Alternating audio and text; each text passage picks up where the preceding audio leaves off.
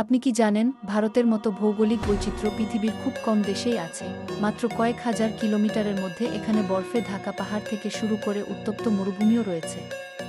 উত্তর দিকে প্রাচীরের মতো দাঁড়িয়ে আছে বিশাল হিমালয় পর্বতমালা, যা ভূগোলগতভাবে কেবল ঠান্ডা সাইবেরিয়ান হাওয়া থেকে রক্ষা করে না, বরং গঙ্গা ও ব্রহ্মপুত্রের মতো নদীর উৎস বটে। পাহাড় থেকে নেমে আসা নদীগুলো তৈরি করেছে বিশ্বের অন্যতম উর্বর সমভূমি অঞ্চল, যা কোটি কোটি মানুষের খাদ্যের যোগান দেয়। একদিকে পশ্চিমে রয়েছে শুষ্ক থর মরুভূমি, সোনালী বালিয়াড়ি ও উটের সারি, অন্যদিকে দক্ষিণে রয়েছে খনিজ সমৃদ্ধ প্রাচীন দাক্ষিণাত্যের মালভূমি। সবশেষে রয়েছে ভারতের দীর্ঘ উপকূলরেখা এবং আন্দামান, নিকোবর ও লাক্ষাদ্বীপের মতো অপরূপ সুন্দর দ্বীপপুঞ্জ। পাহাড়, নদী, মরুভূমি আর সমুদ্রের এই মেলবন্ধনই ভারতকে করে তুলেছে অনন্য। আপনার ভারতের কোনো অঞ্চলটি সবচেয়ে প্রিয় তা কমেন্ট করে জানান। আপনি কি জানেন, ভারতের মতো ভৌগোলিক বৈচিত্র্য পৃথিবীর খুব কম দেশেই আছে। মাত্র কয়েক হাজার কিলোমিটারের মধ্যে এখানে বরফে ঢাকা পাহাড় থেকে শুরু করে উত্তপ্ত মরুভূমিও রয়েছে।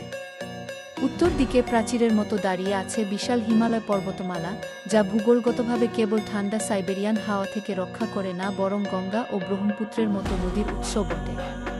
পাহাড় থেকে নেমে আসা নদীগুলো তৈরি করেছে বিশ্বের অন্যতম উর্বর সমভূমি অঞ্চল, যা কোটি কোটি মানুষের খাদ্যের যোগান দেয়। একদিকে পশ্চিমে রয়েছে শুষ্ক থর মরুভূমি, সোনালী বালিয়াড়ি ও উটের সারি, অন্যদিকে দক্ষিণে রয়েছে খনিজ সমৃদ্ধ প্রাচীন দাক্ষিণাত্যের মালভূমি। সবশেষে রয়েছে ভারতের দীর্ঘ উপকূলরেখা এবং আন্দামান, নিকোবর ও লাক্ষাদ্বীপের মতো অপরূপ সুন্দর দ্বীপপুঞ্জ। পাহাড়, নদী, মরুভূমি আর সমুদ্রের এই মেলবন্ধনই ভারতকে করে তুলেছে অনন্য। আপনার ভারতের কোনো অঞ্চলটি সবচেয়ে প্রিয় তা কমেন্ট করে জানান।